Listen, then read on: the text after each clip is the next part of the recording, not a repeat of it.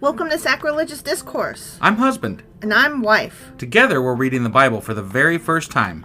We grew up without religion and wanted to know what all the fuss was about. Well, what have we learned so far? That God is a dick, and apparently some people believe in talking donkeys? We're not trying to pass ourselves off as experts. Nope, we're just reading the Bible for the first time and giving our first take reaction. If you'd like to join us in this venture, you might consider starting at episode 1. Otherwise, jump in wherever you like.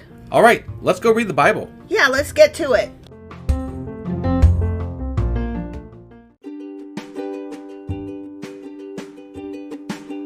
Hey wife, did you know that Anchor is sponsoring our show? Really? Don't we use Anchor to distribute our podcast on Spotify and Apple Podcasts? Yeah, and we are on just about every other platform available as well, thanks to them. Why do we use Anchor as our podcasting service? Well, they make editing and distributing our show a breeze. What if one of our listeners wants to start their own podcast? Then they should head over to anchor.fm or download the app to get started. Awesome! You guys should go do that right now! Husband! Wife! Do you remember what happened yesterday, Friday? Who are you going to call?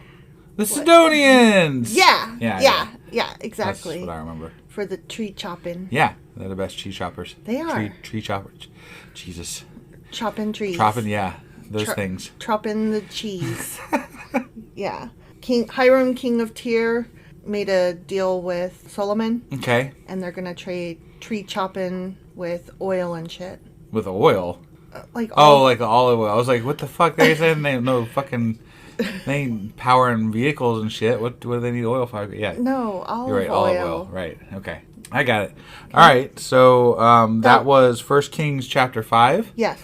And we are now going into 1 Kings chapter 6. All right, let's do this. Okie dokie. Hey wife, do you like coffee in the morning? I sure do, husband. Morning, noon, night. Which reminds me, I need to add that to our grocery list because we're running low. Wait, before you do that, check out the website ungodlybrew.com where you can purchase a pound of your favorite flavor of coffee. What if I want more than 1 pound? Either order a larger amount or better yet, get 10% off by setting up a subscription for every 2 weeks or a month or whatever works for you. Did you set up something special for our listeners? You know I did. Exclusive for our listeners, get an additional 10% off subscriptions by entering the code SACRILEGIOUSCOFFEE at checkout. That's a hellishly good deal. Ungodly Brew is hellishly good coffee. Okay, 1 Kings chapter 6. Okay. It was mid-spring in the month of Ziv. Okay. I didn't know month Ziv of was Ziv, huh? I didn't know. Good old month of Ziv. Ziv was a month. Yeah. That's interesting. I might have to look that up. Yeah, Ziv. During the 4th year of Solomon's reign, that he began to construct the temple of the Lord. Okay. Here we go. Constructing the temple of the Lord. Is this going to be as exciting as constructing the ark? Probably. Or, this little bit is called Solomon Builds the House of the Lord. Okay. FYI. All right. So yeah. I didn't read it first in case it was a spoiler, but nope, not a spoiler. Okay. All right. This was 480 years after the people of Israel were rescued from their slavery in the land of Egypt. Good to know. Good to know. So about 500 years later. Right. Okay. Yeah. The temple that King Solomon built for the Lord was 90 feet long, 30 feet wide, and 45 feet high. Okay. I can't picture that because I'm terrible with numbers. So, do you have an idea of what that... Yeah, it's fairly big. Yeah. Like a house big, or... It's probably bigger than a house, I think. Yeah, bigger than a house. Okay. Yep. All right. The entry room at the front of the temple was 30 feet wide. That's a big mud room. Yeah. Running across the entire width of the temple. It projected outward 15 feet from the front of the temple. Solomon also made narrow recessed windows throughout the temple. I like windows. Mm-hmm. He built a complex of rooms against the outer walls of the temple, all the way around the sides and rear of the building. This sounds better so far than the Ark building. They're not going into detail about every little goddamn thing. I don't know. We're not done yet. Well, it's true. It's true. I should have maybe kept my mouth shut. We're getting measurements here, so I fear that's where we're headed. Okay. All right. The complex was 3 stories high, the bottom floor being 7 feet wide, the second floor 9 feet wide, and the top floor 10 feet wide. It doesn't make much sense. It got wider as it went up? Yeah. That's weird. That's weird, right? Yeah. The rooms were connected to the walls of the temple by beams resting on ledges built out from the wall, so the beams were not inserted into the walls themselves. Oh, maybe they... Okay. So, like, they used the beams to hold up those parts that hung over. Oh, okay. The stones used in the construction of the temple were finished at the quarry, so there was no sound of hammer, axe, or any other iron tool at the building site. It was very silent and solemn. Yeah. Let's build this thing silently and solemnly. The entrance to the bottom floor was on the south side of the temple. There were winding stairs going up to the second floor, and another flight of stairs between the second and third floors. After completing the temple structure, Solomon put in a ceiling made of cedar beams and planks. Cool. As already stated, he built a complex of rooms along the sides of the temple building, attached to the temple walls by cedar timbers. I don't know why they repeated it if they literally said, as already stated. Right. Each story of the complex was 7 feet high. That's not very tall. They were so short. Yeah, I would... No wonder 9 feet seemed like a giant to them. Right? Yeah, no, I would feel very cramped in that. Mm-hmm. Then the Lord gave this message to Solomon. Ooh, the Lord is speaking directly to him. That happened. This is the second time this has happened. Yeah. Which is different. This is different. new. Yeah. I mean, like, it's new since the generation. times of Moses, basically. Right. Or, whatever. It's new for this generation. Right, yeah. Concerning this temple you're building, if you keep all my decrees and regulations and obey all my commands, I will fulfill through you the promise I made to your father David. I hate that whole, if you do good, then I'll keep my promise. Right, and like... But what if I do bad? Are you not going to keep your promise? Right. Like, what if I fuck up this temple, man? So it wasn't a very good promise if it was built on a stipulation. Right. Because that wasn't the deal that you made. No, not initially. I will live among the Israelites, and I will never abandon my people of Israel. Unless I fucking feel like it. Live up to your side of the deal. Right. So Solomon finished building the temple. The entire inside, from floor to ceiling, was paneled with wood. He paneled the walls and ceilings with cedar, and he used planks of cypress for the floors. He partitioned off an inner sanctuary, the most holy place, at the far end of the temple. It was 30 feet deep and was paneled with cedar from floor to ceiling. That's a lot of cedar wood. It is a lot of cedar wood, but 30 feet deep? Yeah. That's weird. Right? Yeah. The main room of the temple, outside the most holy place, all capital letters, was 60 feet long. Wow. Cedar paneling completely covered the stone walls throughout the temple, and the paneling was decorated with carvings of gourds and open flowers. Oh, that sounds pretty. They had paneling back then, though. That's interesting to me. Mm-hmm. Yeah. That sounds pretty, though. It does. Gourds and open flowers. Yeah, but somebody had to sit there and literally hand carve all that shit. Yeah. Just saying. Yeah. And it's not like they had, like, fucking templates to, like, burn them in or something like that. But I bet they ate well. The artisans. Maybe they were slaves. You never know. That's true. I was sitting here like thinking, I was thinking of the Greeks and the Romans and how they treated their artisans. Yeah. With patrons and all that. So. But no, they have slaves. So. Yeah, I forgot. Yeah, they suck. Right. He prepared the inner sanctuary at the far end of the temple where the Ark of the Lord's Covenant will be placed. This inner sanctuary was 30 feet long, 30 feet wide, and 30 feet high. He overlaid the inside with solid gold. Solid gold. Wow. Do you remember that show, Solid Gold? I know of it, but no, I don't remember much about it at all. I loved that show when I was a kid. And so when in the movie Scrooged, starring Bill Murray, when the solid gold dancers appear at the end, or throughout the movie, the performance that they're doing, it cracks me up every time. Gotcha. They're the solid gold dancers. Yeah. From Solid Gold. It was a great show. That's good. Yeah. Do you even know what it was? It wasn't some like musical like thing. Yeah. Kind of like America's Got Talent kind of thing. Sure. Yeah. Yeah. It was so good. I think they also did acting on it, but I might be thinking of a different one. I don't know. It was a good show. I never really watched it, so. Sorry, I did. It's all right. I'm better than you. Huh? He also overlaid the altar made of cedar. Then Solomon overlaid the rest of the temple's interior with solid gold, and he made gold chains to protect the entrance to the most holy place. Damn, that is a lot of gold. Mm-hmm. Solid. Solid gold. Solid gold is malleable.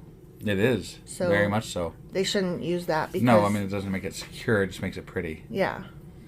So he finished overlaying the entire temple with gold, including the altar that belonged to the most holy place. The most holy place is always capitalized. Yeah. Most holy place. Right, right. He made 2 cherubim of wild olive wood, each 15 feet tall. Wait, wild olive wood? Wild olive wood. There was tame olive wood? No, just... What's the distinction between wild olive wood and It's the not same olive? distinction between wild roses versus well cared for roses. Okay. Weeds. All right. Wild strawberries versus farmed strawberries. It just seemed like they wanted to make it sound very, I don't know, whatever, dangerous or something, or no, or weird, it's just It's just a type of wood. Okay, all right. Weirdo. Each 15 feet tall, and placed them in the inner sanctuary. The wingspan of each of the cherubim was 15 feet, each Jesus. wing being 7 feet long. Wow. Those are some flying baby angels. I mean, yeah. The 2 cherubim were identical in shape and size. Each was 15 feet tall. He placed them side by side in the inner sanctuary of the temple. That doesn't sound like what I think of as cherubim. Mm-mm. Like, these sound like giant fucking angel things. Yeah. 'Cause I think of cherubim as like babies. The Valentine baby things. Either that or they got out of hand with their babies, like... They're giant babies. Like, damn, that's a giant baby. That is a giant baby right there. Hate to change that diaper.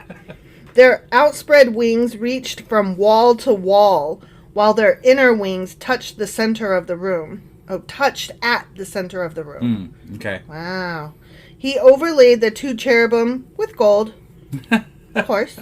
He decorated all the walls of the inner sanctuary and the main room with carvings of cherubim, palm trees, and open flowers. He did that himself, did he? He decorated it himself? I call bullshit on that. Right. He overlaid the floor in both rooms with gold. I don't think he did that either. No, he called the gold overlayers. Yeah. He's like, you guys do this shit. Mm-hmm. So, I mean... I would understand if they were like, he had this done, he had that done. Right. But they're not. They're saying he did this. And I'm like, no, he didn't. Right. I wasn't there, but no, he didn't. He told them to do it. Right. Yeah. For the entrance to the inner sanctuary, he made double doors of wild olive wood with 5-sided doorposts. No, he didn't. These double doors... I'm going to start saying that every time because this is bullshit. Right. They're making it sound like Solomon built the whole fucking thing. And he didn't. There's no fucking way. These double doors were decorated with carvings of cherubim, palm trees, and open flowers. The doors, including the decorations of cherubim and palm trees, were overlaid with gold. You kind of could have left that out. It goes assumed at this point. Now, they are kind of digging into this, boring style, this is what they did, but it's not as bad as the Ark building and you shit. Keep saying that, and it's like it keeps going, and I just am worried that you're cursing us, so stop. Okay, all right. Stop, you don't know. I'll stop saying it. It's not as bad as the Ark thus far. Thus far, yeah. Then he made 4-sided doorposts of wild olive wood for the entrance to the temple. There were 2 folding doors of cypress wood, and each door was hinged to fold back upon itself. These doors were decorated with carvings of cherubim, palm trees, and open flowers, all overlaid evenly with gold. Okay. The walls of the inner courtyard were built so that there was 1 layer of cedar beams between every 3 layers of finished stone. This is boring. It is kind of boring. The foundation of the Lord's temple was laid in mid-spring in the month of Ziv. Again, the month of Ziv. They did this all in like a month? Mm-hmm. It's fucking crazy. During the 4th year of Solomon's reign. Yeah. The entire building was completed in every detail by mid-autumn in the month of Bul. Okay. During the 11th year of his reign. Got it. Oh, wait. Yeah. Damn, that took started in his 7 years. Yeah. Took 7 years to build. Crazy. So it took 7 years to build the temple. The end. Oh, that was it? The end. Oh. That was it. Well, see, now the temple's built. Now we don't have to listen to the temple being built anymore, so... But we got that out of the way. We kicked that one right out. We don't like, know. hey, there, we're done. We're done with that temple. We don't know what No, the we're next fucking done. The next chapter might be even worse. You don't know. No, we're done. We're done. I mean, I'm done. I don't want to hear any more about Solomon's fucking temple. You take your temple and go home. Yeah. All right. Well, as exciting as that was 1 Kings chapter 6. Mm-hmm. And tomorrow we will be doing 1 Kings chapter 7. All right. We'll see you guys tomorrow. Bye.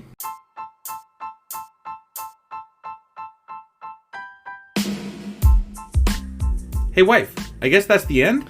But husband, that's just sad. It doesn't have to be. We are on lots of social media platforms like Twitter.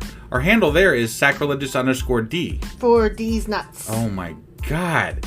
Stop doing that. Anyway, we're also on Facebook, Instagram, and Pinterest. There's a link to all of our social media sites at our website. Ooh, we have a website? Yeah, it's sacrilegiousdiscourse.com, where you can also find a link to our merch shop. We have a merch shop? Yep, we have podcast-themed clothing, mugs, notebooks, and more, as well as an atheist and science-themed products. Wow, our fans should really go check that out right now. Definitely. They can get in touch with us by sending an email to sacrilegiousdiscourse@gmail.com. But before they do that, we could really use some help. Oh yeah? With what? Well, it's not free running the podcast, and we need some financial support in order to get better equipment, which will free up time so we can concentrate on our podcast and our fans. Okay, so what should they do? Head over to patreon.com/sacrilegiousdiscourse and sign up as a contributor on our podcast. Supporters there receive additional bi-weekly episodes that we record just for our Patreon members for as little as $2 a month. Also, we'd really appreciate it if you would like and subscribe on whatever platform you're using. And Apple Podcast reviews help us out tremendously. Like and subscribe. Leave an Apple review. Join us on Twitter. Support us on Patreon. That's a lot of instructions. Don't forget to say thanks. Thanks. Okay, bye.